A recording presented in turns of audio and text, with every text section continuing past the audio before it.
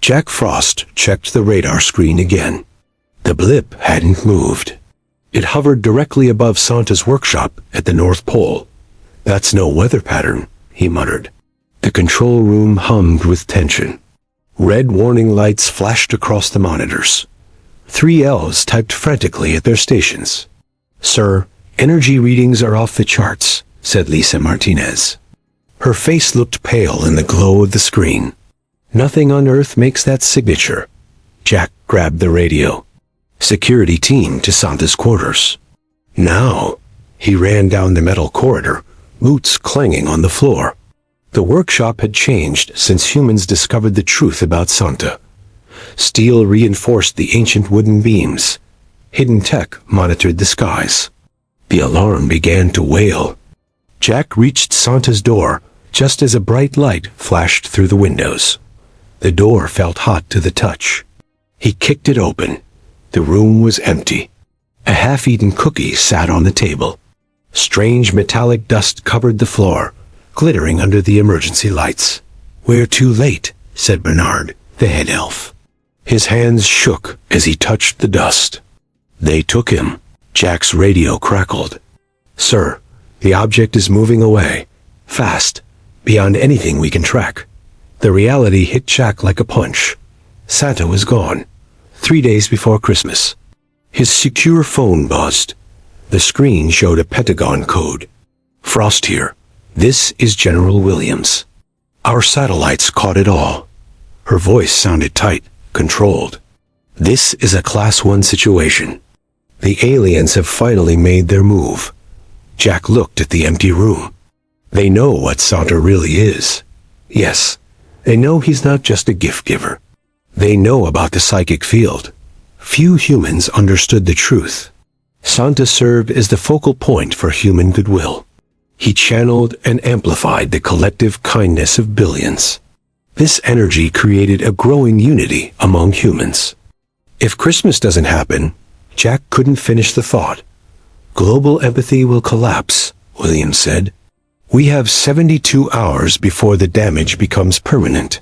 Bernard picked up Santa's hat from the floor. "The children will feel it first. They're more connected to the field." Jack's screen lit up with incoming reports.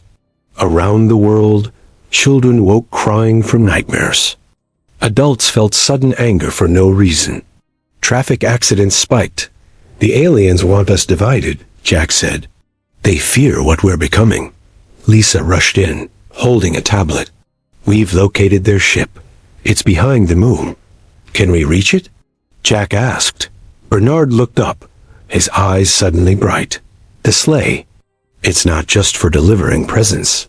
It can travel through space. But only Santa can fly it," Lisa said. Bernard shook his head. "Not exactly. The sleigh runs on Christmas spirit. And right now, we need to gather every bit we can find." Jack looked at the star-filled sky through the window. Somewhere up there, Santa was a prisoner. And with him, the future of human unity hung in the balance. "Prepare the sleigh," Jack ordered. "We leave at midnight."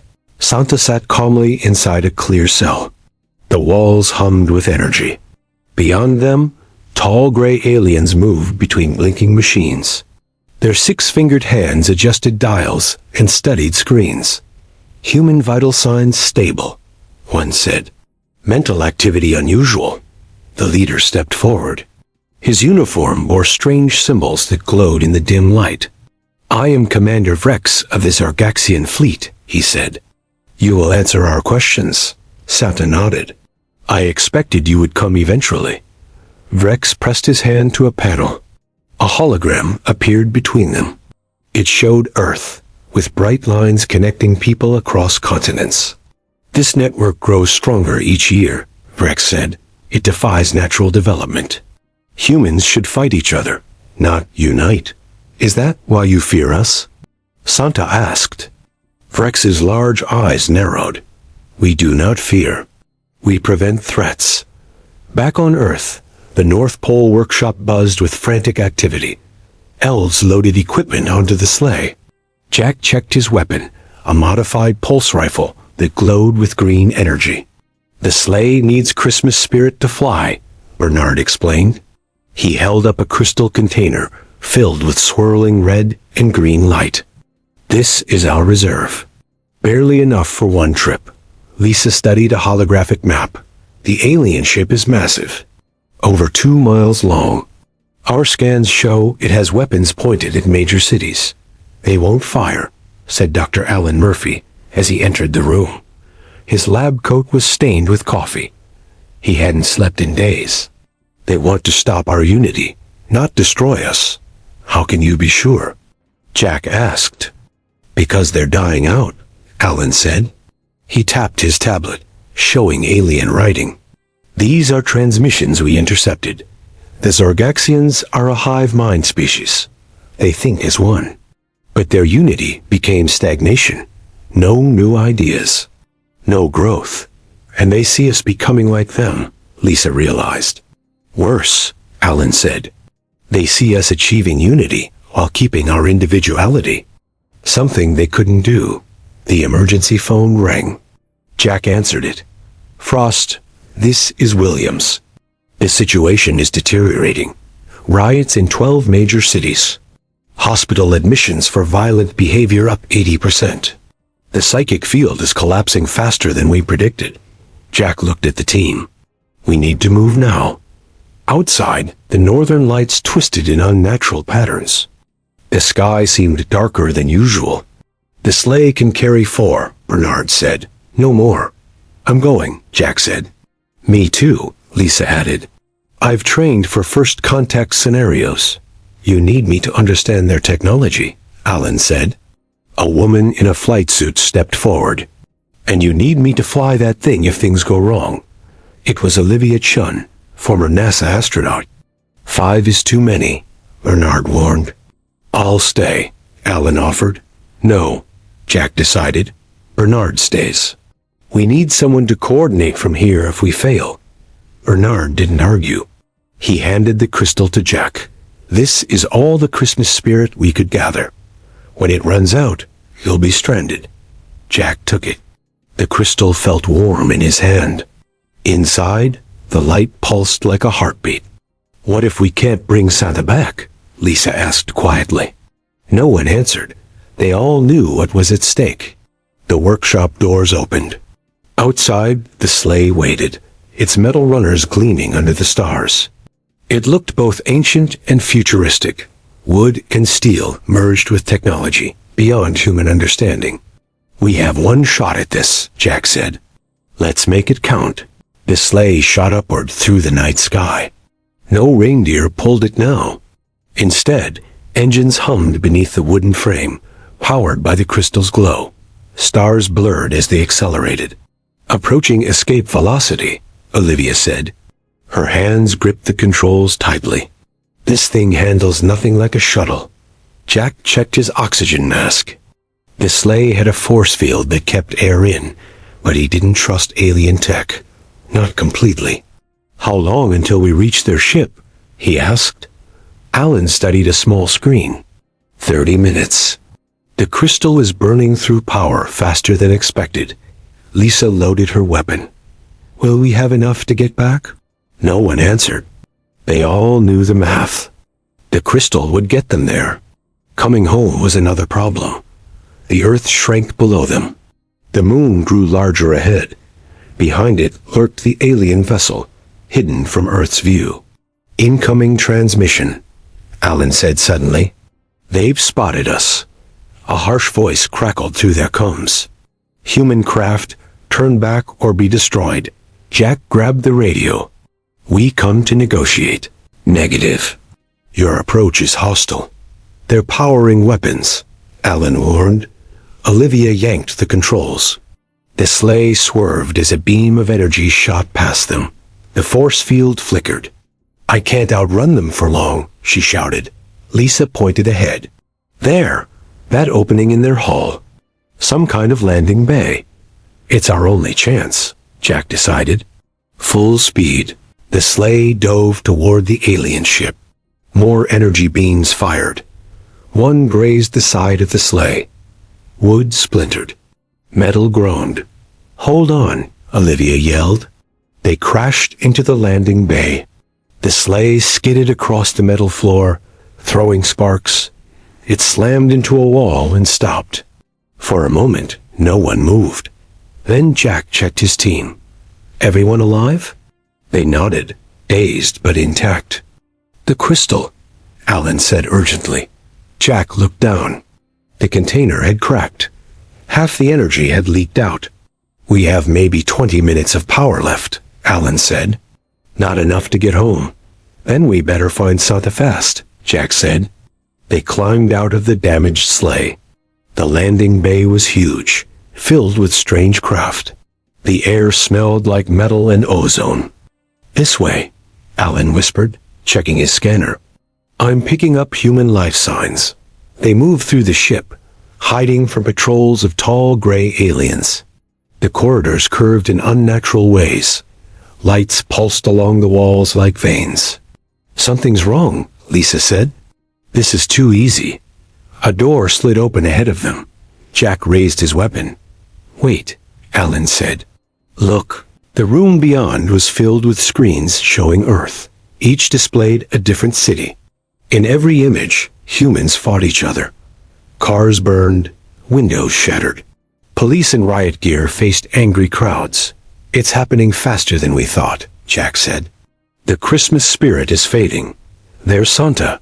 Olivia pointed to a door on the far side of the room. They ran across, weapons ready. The door opened easily. Santa sat in a chair, unrestrained. He looked up as they entered. Jack Frost, he said calmly. I've been waiting for you. We're here to rescue you, Jack said, confused by Santa's calm. Are you? Santa asked. Or did you walk into a trap? The door slammed shut behind them. Gas hissed from vents in the ceiling. Jack tried to reach his mask, but his arms felt heavy. I tried to warn you, Santa said, his voice changing, becoming alien. His face shifted, melting into gray skin and large black eyes. The last thing Jack saw before collapsing was Commander Vrex standing over him, six-fingered hands clasped behind his back.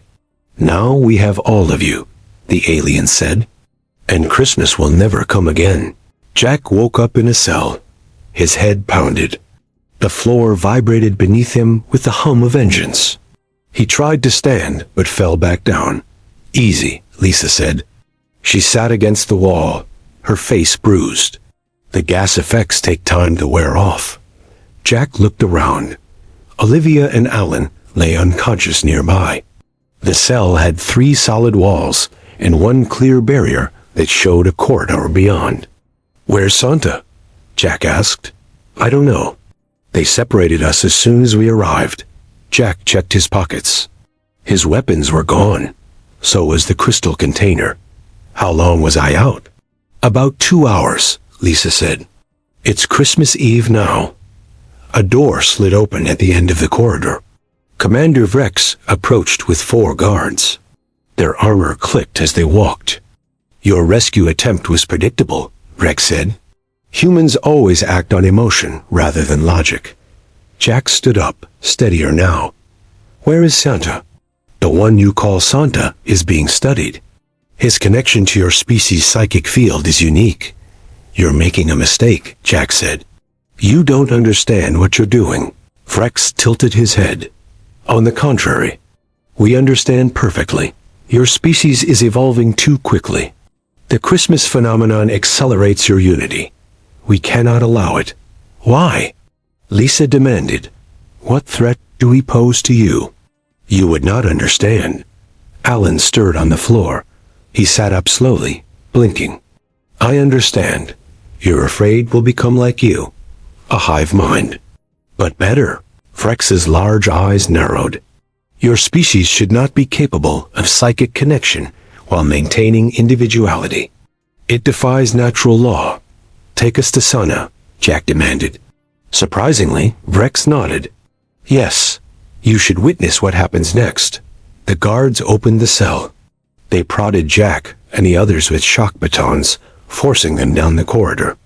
Olivia woke during the march, confused but quickly grasping the situation. They entered a vast chamber. Screens covered the walls, showing Earth from different angles. In the center stood Santa, held in a beam of light. "Jack," Santa called. He looked tired but unharmed. "I knew you would come." "Silence," Rex ordered. He turned to a control panel. "Observe the final stage of our plan." On the screens, Earth cities burned brighter. People fought in streets. Military vehicles rolled through neighborhoods. The world was tearing itself apart. Without the Christmas spirit to unite them, humans revert to their base nature, Rex explained. "By tomorrow, your unity will be broken forever." "You're wrong," Santa said. "You don't understand the true source of Christmas spirit." Rex ignored him. "We have calculated that the psychic field will collapse completely in 1 hour.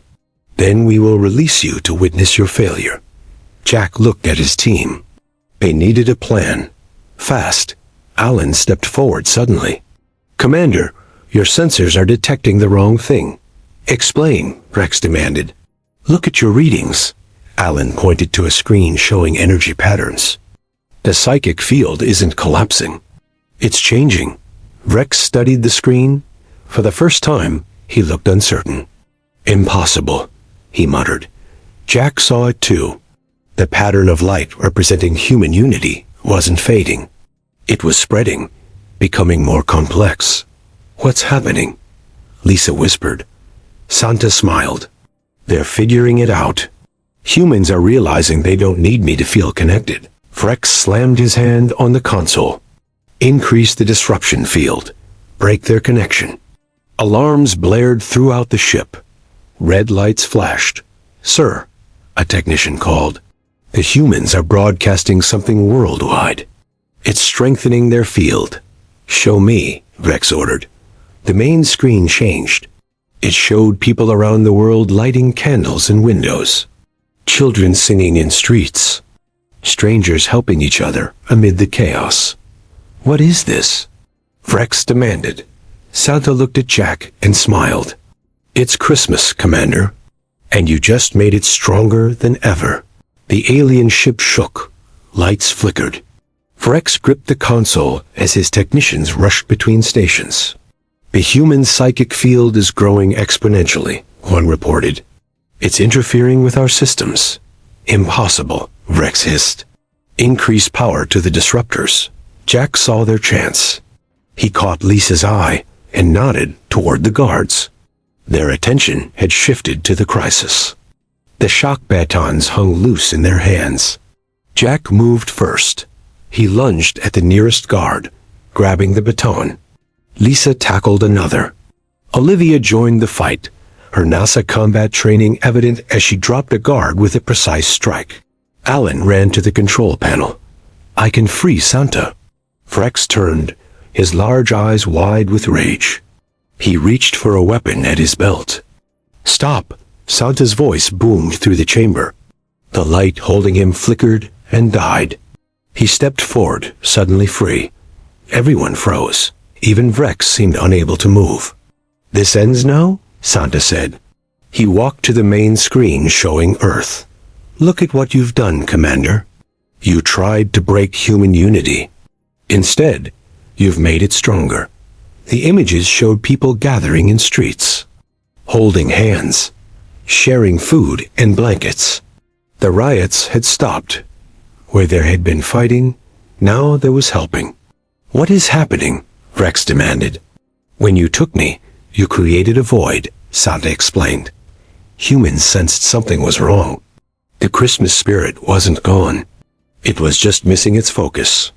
So they became the focus themselves, Alan said, understanding. Santa nodded. "For centuries, I've channeled their goodwill. Now they're learning they don't need me." Rex stepped back. "This defies all our predictions." The ship shook again, harder this time. Warning alarms blared. "Sir, the human psychic field is disrupting our engines," a technician called. "We must leave orbit or risk system failure."